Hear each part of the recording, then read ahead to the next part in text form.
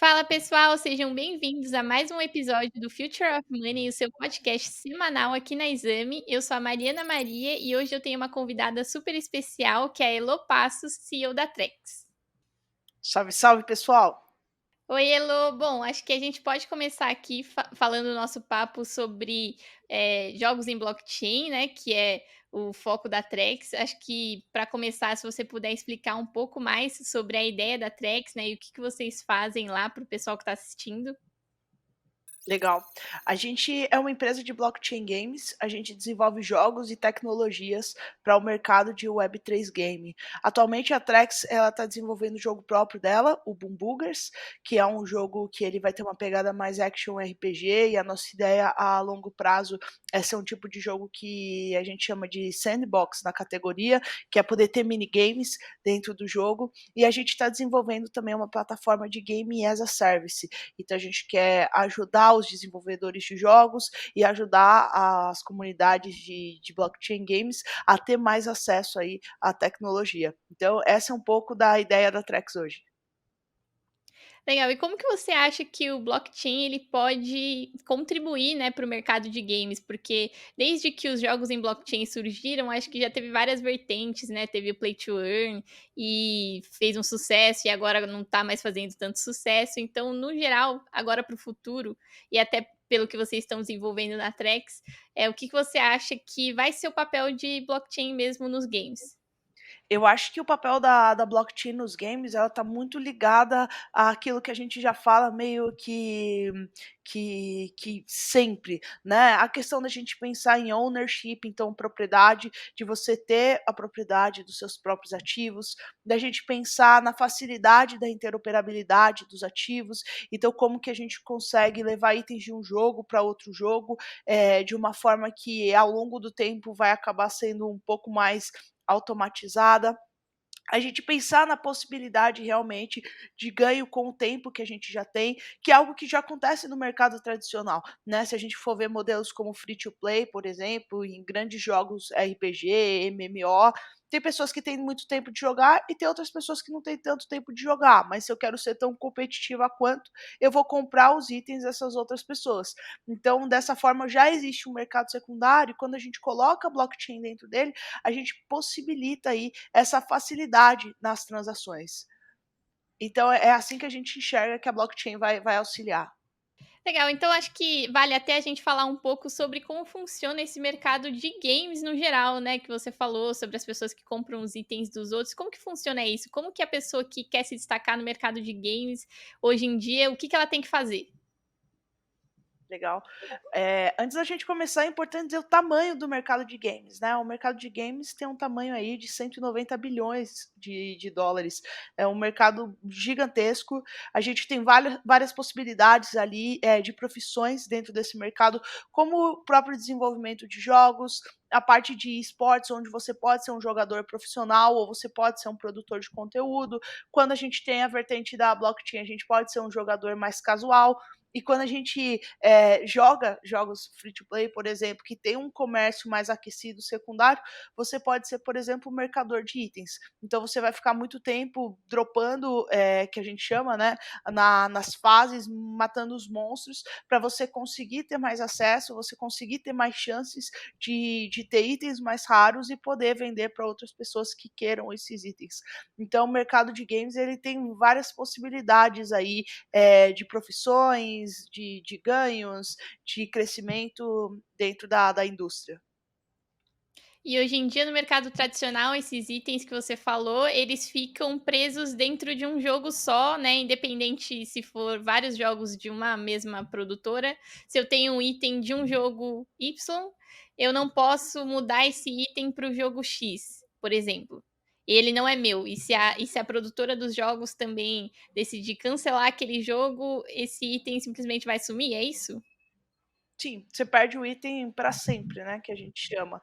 Tem alguns casos que são muito interessantes, principalmente em alguns países, da Ásia, que a censura é muito forte. Então, já teve, por exemplo, jogador que se posicionou contra governo e aí perdeu a conta do Hearthstone, que é um jogo da Blizzard. Conta essa que ele estava há anos colecionando as cartas e jogando, enfim. Então, quando a gente traz a blockchain para esse aspecto, é um aspecto que a gente consegue polir mais, a questão da censura. Porque hoje é isso, se eu desplugar da tomada, simplesmente perdi o jogo. Tá, Elô, mas não dá para fazer isso com a blockchain? Dá, só que a diferença é que se você tem esse NFT e existem servidores paralelos, como já existem muitos dentro de RPG, MMO, você vai conseguir levar os seus itens para outros servidores. Então é isso que eu enxergo num médio termo, assim, né? Da gente pensar de uns 5 anos, enfim, que a gente vai conseguir levar isso de uma forma muito mais facilitada. E vai ser muito legal para os estúdios também que já fazem cross de títulos, como a Supercell, que tem o Brawl Stars, o Clash of Clans, Clash Royale, e agora eles lançaram o Squad Busters, que são todos esses títulos dentro de um mesmo jogo. Então imagina se você tem personagens que sejam fortes nesse jogo e você consegue levar para esse outro título. Um exemplo também que a gente tem dentro da indústria tradicional é o próprio Smash Bros. Do Super Nintendo, do Nintendo 64, enfim, da Nintendo, que você consegue jogar dentro de um mesmo jogo, com o Link do Zelda, com Kirby, com Pokémon, com Mario, com Browser. Então, vai ser algo muito legal a nível de experiência do usuário ali que tá jogando. E me conta um pouco mais então o que vocês estão desenvolvendo na Trex, né, você disse que já estão até desenvolvendo um jogo e tal, então me conta um pouco mais sobre esse jogo, né, o que que ele vai ter de diferente, como que vai ser? Legal. Eu acho que dá pra ver esse pequeno carinha aqui, né, um dos personagens principais que a gente tem no jogo, o Threa. Como eu falei, vai ser um jogo que a gente lança primeiro a versão ali de survival, né, pra você tá sobrevivendo ao máximo de waves, que a gente chama, possíveis, né, das hordas. Você joga, você consegue dropar itens, você consegue craftar boxes. Depois a gente já quer lançar o aspecto multiplayer também. E a longo prazo a gente quer transformar o Boom Boogers dentro dessa linha de criação de outros jogos. Então, usar do mesmo título para a gente conseguir explorar ali o máximo de possibilidades de experiência do jogador. Então, a gente ter um Boom Booger Endless Runner, por exemplo, que são aqueles jogos de corrida infinita, né? Subway Surfer, Temple Run. A gente tem um Boom Boogers de Match 3, a gente tem um Boom Boogers de própria construção de mapas. É o que a gente acredita muito no futuro dos jogos. Se a gente vê empresas como a Epic, por exemplo, ela está investindo muito dinheiro para as pessoas criarem as experiências dela dentro do Fortnite, né? A própria Roblox está investindo muito para as pessoas terem essas experiências também dentro da plataforma. Dentro de Web3 a gente tem o próprio The Sandbox, mesmo que pega o nome da categoria e põe o nome do título, que as pessoas podem criar ali os seus próprios mundos. Então a gente vai passar para uma economia, para uma jogabilidade que cada vez mais a gente está envolvido na construção, seja de comunidade, seja de experiência ou seja da própria economia do jogo. Legal. E falando agora, né, de Boom Burgers, né, do jogo que vocês estão desenvolvendo, se você pudesse colocar só uma coisa, assim, que você acha que vai ser o principal atrativo do jogo para quem quer conhecer e quer passar a jogar, qual seria? Eu gosto muito do visual do Boom Boogers. Eu acho que é extremamente carismático. Eu acho que as pessoas, na verdade, não é nem um achismo meu, né? A gente tem participado de bastante eventos aí nesse último ano e na maioria deles as pessoas gostam muito dos personagens. Acham eles muito fofos, muito carismáticos, engraçados. Então, acho que é um apelo muito forte que a gente tem, até para no futuro a gente fazer um cross de entretenimento, né? Então, pensar no Boom Burgers como uma animação, pensar no Boom Burgers como produtos licenciados, né? Lembrando que a ideia da Trex não é ficar só no Boom Burgers, a gente quer criar outros títulos e a gente quer possibilitar ainda mais aí o desenvolvimento de tecnologia para facilitar tanto a vida do jogador quanto a vida dos desenvolvedores de jogos ou empresas de games. Então, eu acho que vai ser uma jornada bem legal, já está sendo e vai ser mais legal ainda daqui para frente. E você pode me contar um pouco também sobre como é essa rotina, né, de desenvolver jogos? Eu acho que muita gente não sabe, tem muita curiosidade para saber como que é desenvolver, né, um jogo, um videogame nesse sentido, ainda mais pensando um jogo em blockchain, né? Então, como que é essa rotina, né? O que que vocês fazem assim, né, de verdade, assim, de programação, de ideias? Como que é esse roteiro que vocês vão seguir para desenvolver o jogo? Eu acho que a rotina mais legal da Trax é a minha que só palpito, né, eu acho que para o restante é mais difícil, que a gente tem que definir várias coisas, qual que é o público-alvo que a gente quer conversar, qual vai ser o tipo de linguagem visual, entendendo o tipo de linguagem visual, qual que vai ser o tipo de linguagem de modelagem, por exemplo, a própria animação, colocar isso dentro do jogo. Então hoje a gente tem um roteiro de produção, que a gente começa pelo conceito, do conceito a gente vai para a prova, da prova a gente vai para efetivamente colocar dentro do game, para ir testar as mecânicas, testando as mecânicas, disponibilizar o alpha para as pessoas. Então é bem na linha de tecnologia mesmo, né? O que a gente faz aqui na Trex é usar muito de metodologia ágil para a gente conseguir acelerar o máximo possível, entendendo que a indústria dos games elas têm um tempo mais demorado para desenvolvimento, né? A gente sabe que tem títulos que demoram 2, 4, 7 anos para serem entregues, então a gente tenta ir num caminho de mais de MVP mesmo, né? Mais de startup enxuta dentro da indústria dos games, para a gente conseguir entregar provas de conceito para as pessoas poderem absorver e a gente continuar acelerando, pensando em monetização, porque a gente sabe que o mercado cripto não é brincadeira, ainda mais se a gente for pensar na Web3 no geral. Está começando a vir muita concorrência e época de urso aí, época de bear market, é realmente difícil sobreviver. Então a gente precisa ter um pensamento muito acelerado para construir um bom produto, um bom projeto para sobreviver ao próximo ciclo de alta. Legal, acho que até uma curiosidade que eu tenho é sobre os desafios, né, que vocês enfrentam tanto dentro da Web3, do mercado cripto, né, que teve um período de baixa aí recentemente, e eu acho que até esses projetos mais novos de jogos, metaverso, acabaram sofrendo um pouco mais, né, mas até fora, né, do mercado de blockchain, né, no mercado de games tradicionais mesmo, que agora estão dando de cara com essa novidade, né, que é blockchain nos games. Será que isso vai ser adotado, não vai ser adotado? Né, grandes empresas estão vendo com bons olhos ou não? Então, quais foram os principais desafios que vocês enfrentaram nesses 2 sentidos? Tá, acho que quando a gente olha para o mercado como um todo, e era até um papo que eu estava tendo hoje mais cedo com o meu dev, se a gente for olhar o Axie Infinity, que foi o principal jogo que a gente teve até hoje de blockchain games, e no ápice dele ele bateu 2 milhões de usuários, se a gente for comparar em relatório da Newzoo, a gente tem só na América Latina 144 milhões de pessoas que se consideram gamers, né? E isso a gente não está considerando as pessoas que não sabem que são gamers. Então, a tiazinha que está voltando do trabalho e jogando um Candy Crush, ou até jogando Free Fire, como viralizou há um tempo atrás. Então, a gente tem uma proporção que é muito maior do mercado que não teve contato com blockchain games do que com o mercado que teve.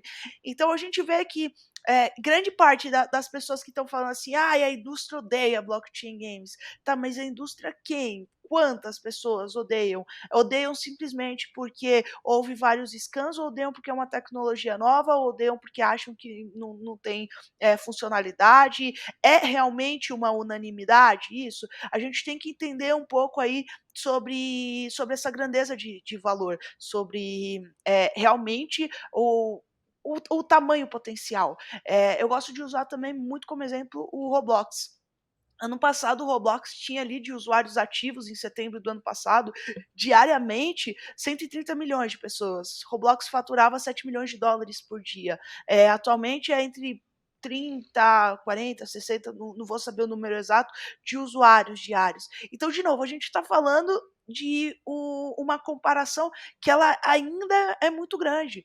Então, a gente está num momento muito early stage, e por ser um momento muito early stage, eu vejo muito mais como uma oportunidade de a gente construir agora, do que a gente esperar. Porque quem está esperando são as grandes empresas que têm capital aberto e não podem fazer qualquer coisa que impacte em valor de ação. Então a gente pode pegar como exemplo o Itaú, né, a fintechização das coisas.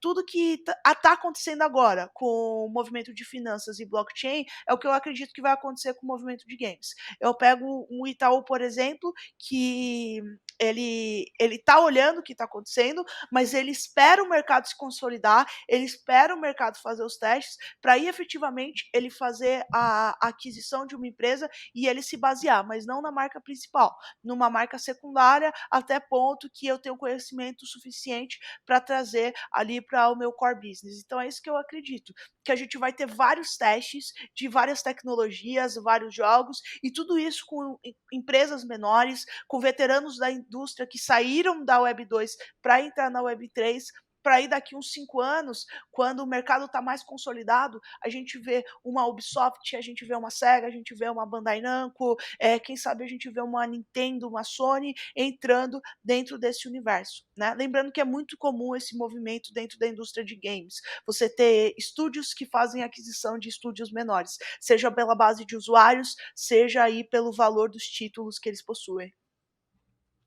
Legal, você falou muito dessa questão de experimentar, né, eu acho que vocês como startup estão muito nessa fase de experimentar tudo, mas a gente vê, principalmente no mercado cripto, projetos que saem experimentando tudo, mas acabam enfrentando no final das contas problemas por, vulnerabilidades, não só, de programação mesmo, mas até da robustez do projeto, né, e aí acabam caindo e tudo mais. Então, do seu lado, quais são as principais preocupações que vocês têm quando vocês vão desenvolver, né, um jogo, um negócio, para evitar esse tipo de risco?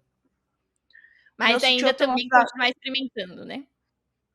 O meu CTO tem uma frase que eu gosto muito, que é o que a Web3 mais tem é prova técnica sem usabilidade, né. E eu enxergo muito isso, em várias empresas, que vamos fazer tudo, realmente vamos experimentar tudo, como o mercado é muito pequeno, a gente tem possibilidade de explorar a tokenização no agro, mas a gente tem possibilidade de fazer cadeia de supply chain, mas a gente tem possibilidade de criar infraestrutura com carteira e a gente pode criar jogo. Então eu vejo que o problema é realmente a gente entender o que é o core business dos negócios, né. Então para a gente é muito claro que o nosso core business aqui é games, né, a gente tem uma estratégia que a gente consegue atrair usuários através de um título legal e a gente consegue prover infraestrutura para dar para esses usuários mais, experiências possíveis. Então é a nossa tese aqui. E é muito difícil a gente conseguir ficar preso na tese, porque o mercado ele é muito atrativo para novas oportunidades, né, seja você conhece alguém que quer desenvolver alguma coisa, ou tem uma empresa que está necessitando de um tipo de serviço específico, então eu acho que é muito difícil a gente conseguir realmente manter o foco, né, e ok, a gente vai manter esse foco, porque é o que a gente precisa, é o que a gente acredita, mas ao mesmo tempo a gente não perder as oportunidades que estão acontecendo dentro do mercado. Algo que a gente faz muito na Trex é pegar as oportunidades através de parceiros. Então, ok, talvez para mim não vai fazer sentido criar uma infraestrutura em blockchain bancária, mas ok, eu tenho um parceiro que faz isso e a gente em algum momento pode cruzar, seja fazendo uma integração de API para a gente poder ter um on-ramp off-ramp mais fácil dentro da plataforma, seja para disponibilizar algum tipo de crédito de acesso. Então eu acho que é muito esse caminho. Preocupação é foco e como que a gente vai seguir nesse foco, né. A gente está no mar, tem uma ilha lá longe, a gente tem que olhar para aquela ilha, mas ficar de olho se tem outros continentes por perto. E qual que é a relação de vocês com os parceiros, né? Que tipo de apoio vocês já receberam nessa jornada para desenvolver o jogo de vocês e tocar os negócios? Legal. A gente tem alguns parceiros que a gente gosta muito, né, um deles é a AG, que ela é uma camada de segunda um layer, né, de segunda camada da Oasis, que é uma blockchain que a gente acredita muito para o próximo ciclo, devido todo o back que ela tem de advisors, de empresas que estão apoiando. Então, por exemplo, com a AG, a gente está olhando para poder puxar a wallet deles, para usar a Sakura, que é esse layer da Oasis. A gente também tem uma parceria muito legal com a Ripio, tanto que a gente venceu um campeonato lá na Argentina, né? Ficamos em primeiro lugar com a blockchain que eles estão desenvolvendo, que é a LaChain. Então a gente quer ver como que a gente consegue poder integrar coisas como o Portal ou a própria blockchain. A gente usa muito da estrutura dos parceiros, né? Da infra dos parceiros, das comunidades, e a gente faz essa troca também, de disponibilizar a infra do que a gente está construindo, a comunidade e o acesso que a gente tem, principalmente América Latina. Legal. E até os eventos que vocês participam, né, eu acabei acompanhando isso de perto, né, a gente até se encontrou lá na Argentina, e aí depois vocês também venceram o hackathon em Tóquio. Então, como é que funciona essa parte dos eventos, né?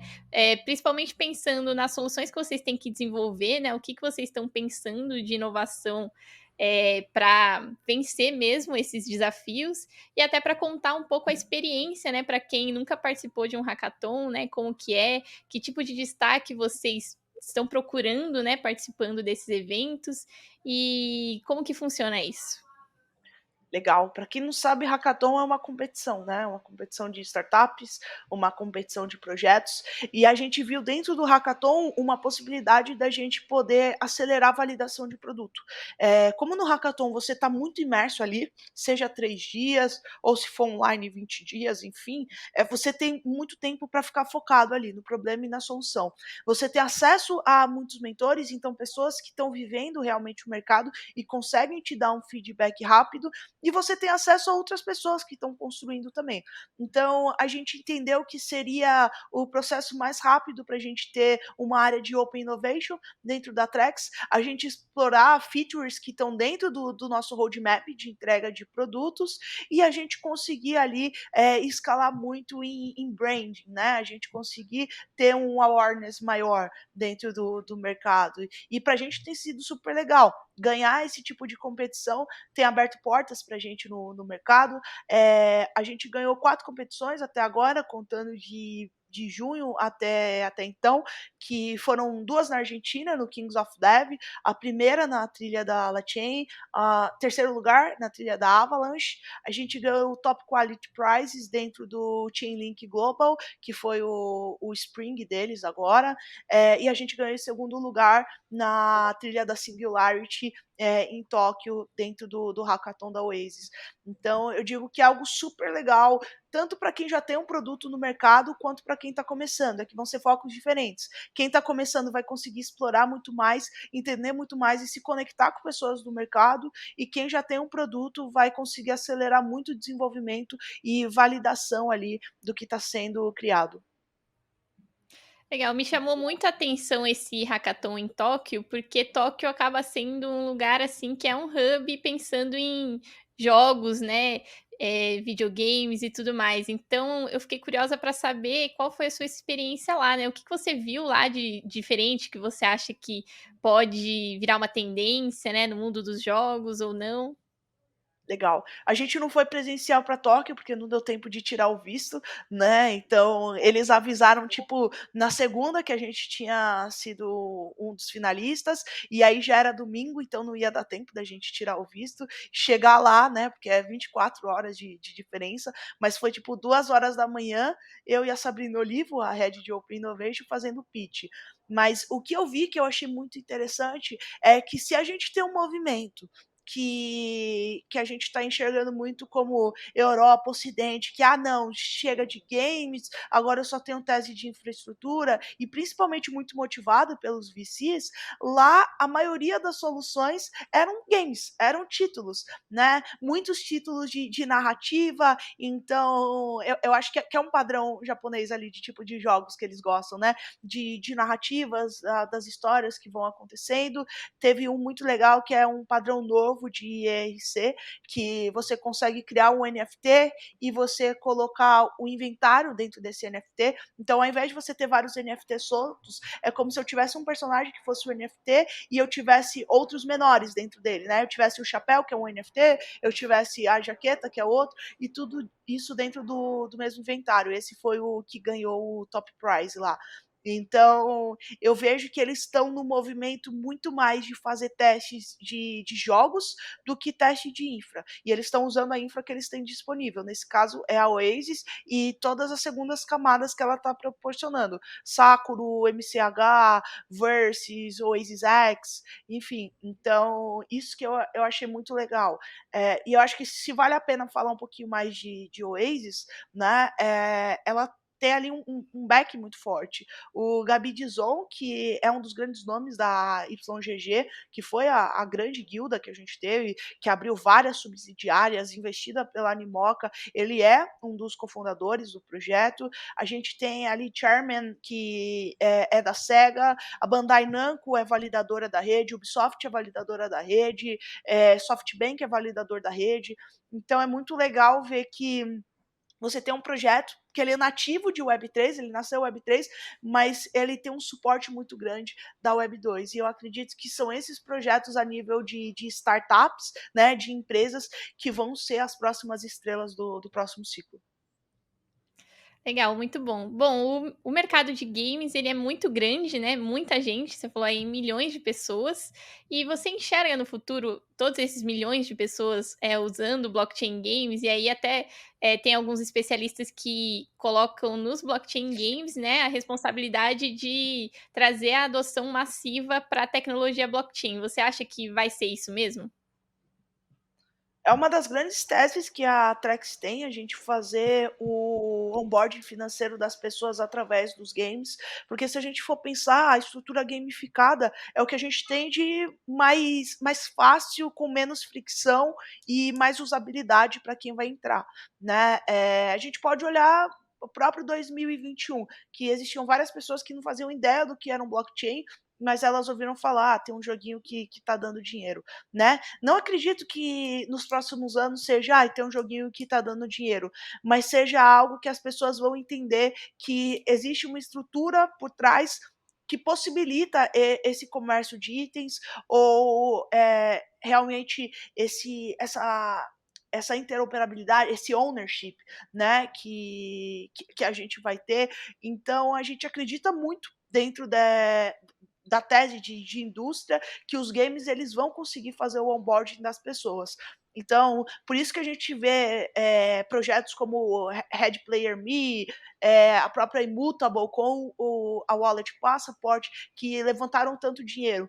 Porque são projetos que estão se propondo colocar muita gente dentro da blockchain de uma maneira fácil, uma maneira que as pessoas não necessariamente precisem de muito conhecimento.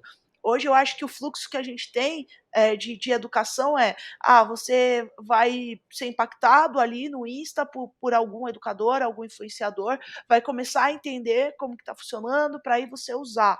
Para mim, no futuro, vai ser o contrário. A gente vai usar, e aí, se você tiver interesse, você vai procurar. É tipo eu usar um iFood, eu não quero saber qual tecnologia o iFood foi escrito. Se ele está em Python, se é banco X que faz a liquidação, qual que vai ser ali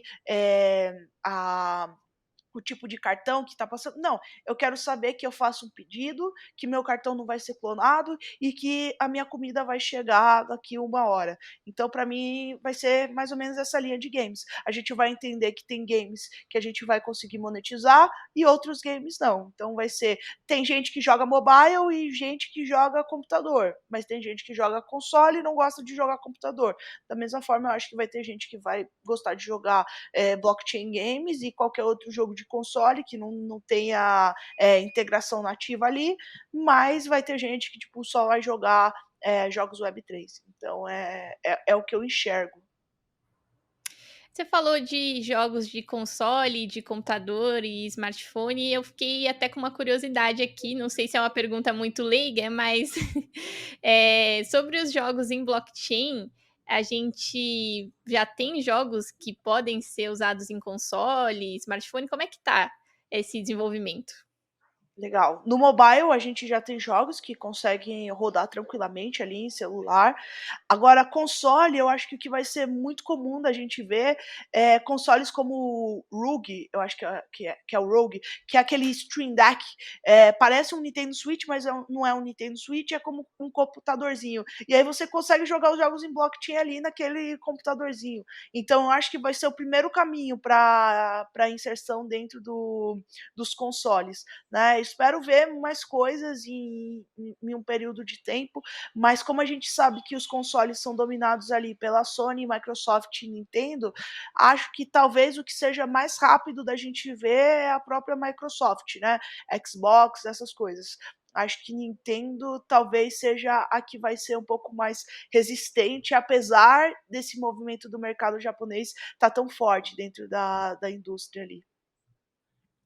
E o metaverso, né, você acha que é uma tese que ainda vai voltar a ganhar força, né, porque teve muita força ali quando o Facebook mudou de nome e tudo mais, mas aí até por conta de questões do mercado, o pessoal acabou dando uma desanimada, tá até dando prejuízo lá para o Facebook, mas você acha que é uma tese que pode voltar, até se a gente for pensar numa conexão com o mercado de games, né? Então você falou do item, que eu tenho um NFT, que é uma roupa virtual para o meu personagem no joguinho e tudo mais.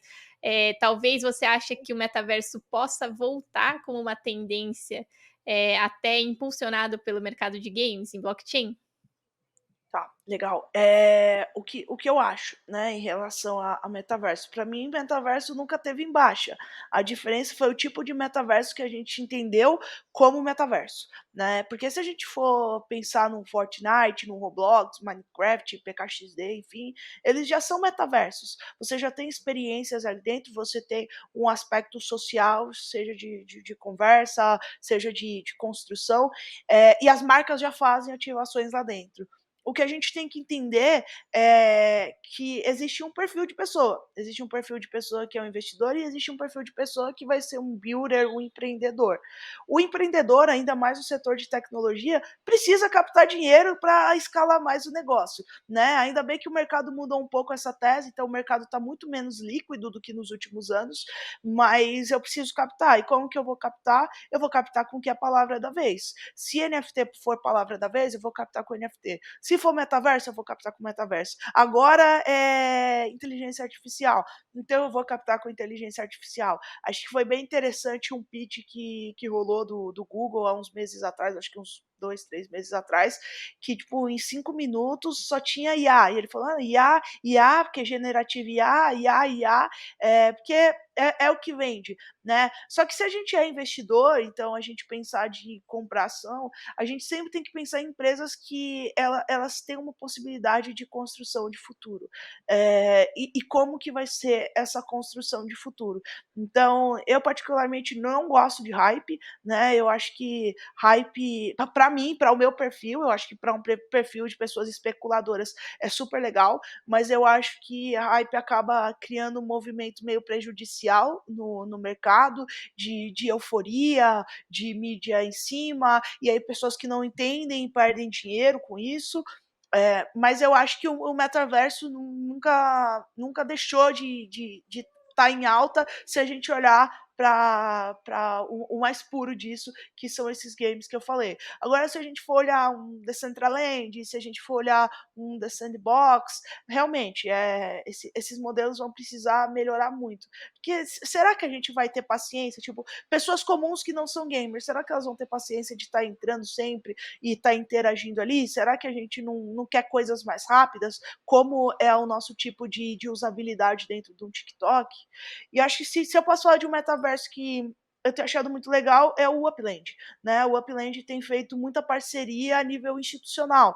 Então, Stock Car, FIFA, e aí coloca ator dentro, atriz, Débora Seco, põe as pessoas para criarem outros jogos lá dentro. Eu acho super legal. Eu só acho ainda a usabilidade um pouco difícil para a pessoa mais leiga, mas eu acho muito legal o que eles estão construindo a nível de empresa e estrutura corporativa. Legal, e o que você falou, né, dos jogos atuais que já meio que são um metaverso ali, né, um universo virtual, né, no melhor sentido da palavra. Mas aí pensando em interoperabilidade, você acha que a tecnologia blockchain pode contribuir para isso? Para, por exemplo, uma produtora X de jogos tem vários títulos famosos e aí tem uma interoperabilidade entre esses jogos, e aí sim formar um metaverso no sentido de que eu tô aqui nesse jogo, eu tenho esse avatar, essas roupas, mas aí eu vou poder usar num outro título também. Será que a gente consegue vislumbrar isso? Eu acho que com certeza, e para mim vai ser uma das grandes entregas que a gente vai ter na indústria. Walter Longo fala uma frase que eu acho sensacional, que é: se eu saio de São Paulo e vou para o Alphaville, eu não entro pelada no Alphaville, eu não perdi minha roupa, eu saí de um bairro para o outro, né? Então vai ter algum momento que a gente vai ter isso, que eu vou sair de um bairro, de um metaverso para outro metaverso, né? Ou vou sair de uma blockchain para outra blockchain. A questão é como que a gente consegue criar estruturas seguras para isso, prevenindo exploits, por exemplo, deixando as bridges mais confiáveis para o usuário final e sendo algo que tipo realmente a gente não vê, a gente simplesmente usa. Eu eu penso muito nisso todas as vezes que a gente conversa dentro de produto, na Trex, né? Como que isso se torna o mais simples possível. Se não é o mais simples possível agora, por questão de tempo de desenvolvimento de tecnologia, como que eu deixo isso mais simples em um curto período de tempo ou em um médio período de tempo? Como que eu vou trazer essas pessoas para que realmente eu não tenha que pensar em trocar o personagem, né? Se é algo que vai ser fácil, a integração de API, por exemplo, de você estar dentro do The Sandbox e eu estou dentro de um Decentraland. E aí, quando você vem para o meu metaverso, você só troca ali, você só loga, o seu avatar automaticamente se converte no visual desse outro jogo. Então, eu acho que é algo super legal e eu acho que a própria inteligência artificial vai conseguir ajudar bastante isso, em relação a gente fazer generative characters, né? Se eu posso falar assim, de IA. Eu acho que vai facilitar muito, quanto mais a gente insumar essa inteligência de, olha, universos como The Sandbox ou outros universos voxel como Minecraft, tem esse tipo de padrão. Coloca esse personagem aqui, esse asset aqui, e já converte esse asset para ele funcionar bem dentro do jogo. Claro que falando é tudo muito simples, né? Mas a gente sabe que no final é API, é chamada em nuvem, empresas diferentes se conversando, mas eu sou muito entusiasta para isso. E aí, aproveitando também para perguntar qual empresa, né, dessas grandes empresas de jogos você acha que vai acabar, né, sendo a pioneira em adotar blockchain e que está mais acreditando nessa tese mesmo? Para mim, eu acho que a Ubisoft tá de longe mais exposta dentro dessa tese, né, e é uma exposição que ela é muito sutil, mas é muito legal. Por exemplo, ela é uma das investidoras ali do The Sandbox, então você pode ver que tem títulos já, que são tradicionais no mercado que estão ali no The Sandbox, como Rabbids, né, que são aqueles coelhinhos do Rayman. A Ubisoft foi uma das primeiras validadoras do Axie Infinity, isso quando eu comecei lá atrás, tipo, tinha 6.000 jogadores do X em outubro de 2020. A Ubisoft é uma das validadoras da Oasis. Eles têm uma área ali focada em pesquisa que eu conheci quando eu fui no começo do ano lá para a França, conheci o escritório da Ubisoft em Paris e é super legal o que eles estão olhando, eles conversam, eles entram no Discord das pessoas para ver o que está rolando. Então eu acho que a Ubisoft tem um caminho muito legal e aí, se a gente for olhar em empresas ali mais japonesas, acho que a própria Bandai Namco, a Sega, Square Enix, acho que estão ali dentro, mas a Ubisoft de longe. E a Ubisoft, recentemente, anunciou que ia ter um jogo lá, o Chronicles, dentro da blockchain da Oasis, vai ser o primeiro título. Eu acho que é um caminho bem legal, ela está pavimentando para as outras grandes vir, né? Mergulhou e falou, gente, dá pé aqui, pode vir. E você acha que pode ser uma estratégia das empresas usarem até um pouco o que o Reddit fez, né, de não ficar falando tanto de NFT, de blockchain, que é uma coisa que às vezes as pessoas podem até ter um pouco de preconceito, né? Ai, não quero. NFT, não quero blockchain. Então, a gente vê muitas empresas, acho que o Reddit é um grande exemplo disso, né, de não usar essa palavra, falar: "Ah, não é um NFT, é um item digital". E aí as pessoas, não sei, não se ligam tanto nisso e adotam em massa, né, o Reddit é um grande caso de sucesso nisso. Você acha que essas empresas também podem adotar essa estratégia e você acha que essa estratégia ela é uma estratégia benéfica para o mercado? Eu acho que com certeza. Se eu virar para o meu pai e falar: "Pai, compra um colecionável aqui do gol do Palmeiras aqui", ele vai comprar. Mas se eu falar: "Pai, compra o NFT do gol do Palmeiras aqui", ele vai falar: Que é isso?", né. Então eu acho que é uma estratégia legal. A gente não precisa ficar batendo na tecla de: "Ah, é Web3, ah, blockchain, ah, tá em cripto". Cara, põe aí, né, e as próprias pessoas vão entender que elas vão conseguir, vender os itens, que elas vão conseguir trocar os itens, que elas vão conseguir transferir os itens, vai ser algo que vai ser muito natural. Para mim, a maior dificuldade que a gente tem é curva de adoção das tecnologias, né. Vamos pensar no Pix, ali o Pix no começo ninguém sabia, tinha galera contra, pô, hoje quase ninguém faz TED, né, eu acho que eu faço TED, sei lá, uma, 2 vezes por mês, assim, porque é muito fácil, é muito simples, é rápido. Então, eu acho que a gente não precisa ficar batendo nessas palavras. Lembrando que não é porque vai ser blockchain que todo o mercado vai ser descentralizado, né, eu acho que é uma questão. Apesar da gente entender que a ideologia, da tecnologia nasceu como uma questão descentralizada, a gente tem que entender que vão ter alguns modelos que eu chamo mais de distribuído, porque eles vão distribuir acesso, eles vão distribuir renda, eles vão distribuir oportunidades, mas vai ter alguém que vai ter o controle disso. E pode ser um caminho legal para as próprias empresas de games. E falando até em adoção, no mercado cripto, falando em criptomoedas mesmo, isso é uma parte que as empresas elas estão dando muito destaque, né, em usabilidade. E não ter mais que ficar lá copiando e colando, números, assim, extensos e tudo mais, tem que ficar prestando atenção na rede que você está usando para você não perder suas criptos e tudo mais. Então, e no mercado de games, eu imagino que essa usabilidade ela tenha que ser ainda mais simplificada, né, porque pensando na questão de entretenimento, né, jogabilidade e tudo mais, então como que você está enxergando, a inserção do blockchain nos jogos nesse sentido, né? O que as empresas estão fazendo, o que vocês estão fazendo para facilitar essa usabilidade para que a pessoa que vai lá jogar um jogo, ela nem perceba que esse jogo é em blockchain, né, ela só vai achar que é um jogo normal, que ela vai ter ali os benefícios do blockchain, mas que ela não tenha esses entraves. Eu acho que um ponto muito legal que a gente pode pensar é na custódia terceirizada, né, a gente pensar, que o próprio Itaú está fazendo a parte de assets ali deles, empresas como o Fireblocks que fechou uma parceria com o Nubank, eu acho que é um caminho interessante para trazer o usuário. Então, por exemplo, se a gente for pensar de novo, eu gosto muito de fazer paralelo com a história, da finanças ali, do mercado financeiro dentro da blockchain, para entender como talvez o mercado de games possa andar.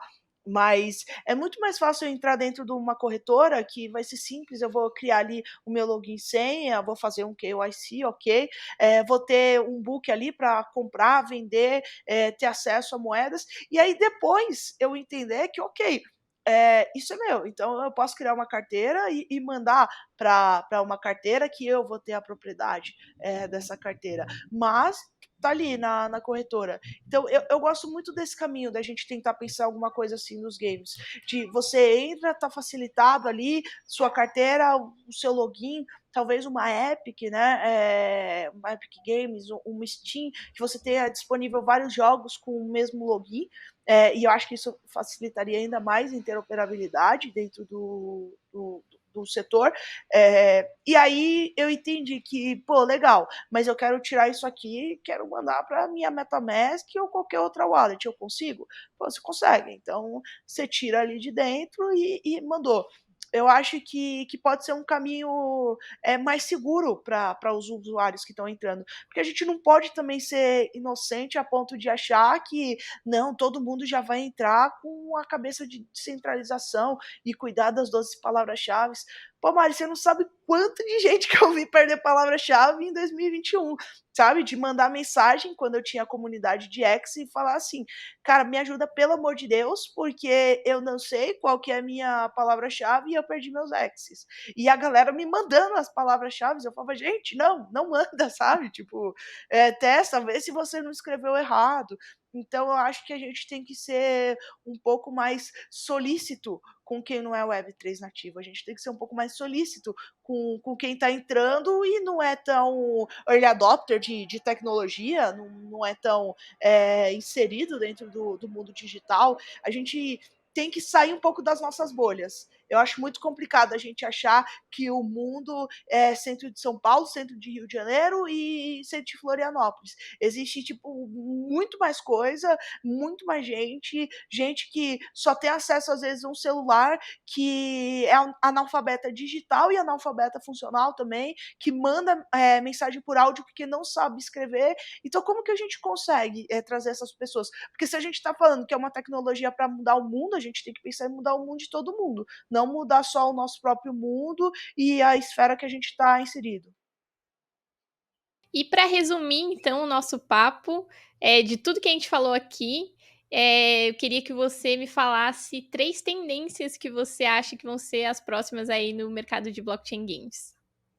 Legal. Eu acho que uma das que a gente conversou a conversa inteira é a questão de usabilidade, então infraestruturas que elas tenham o mínimo de fricção possível.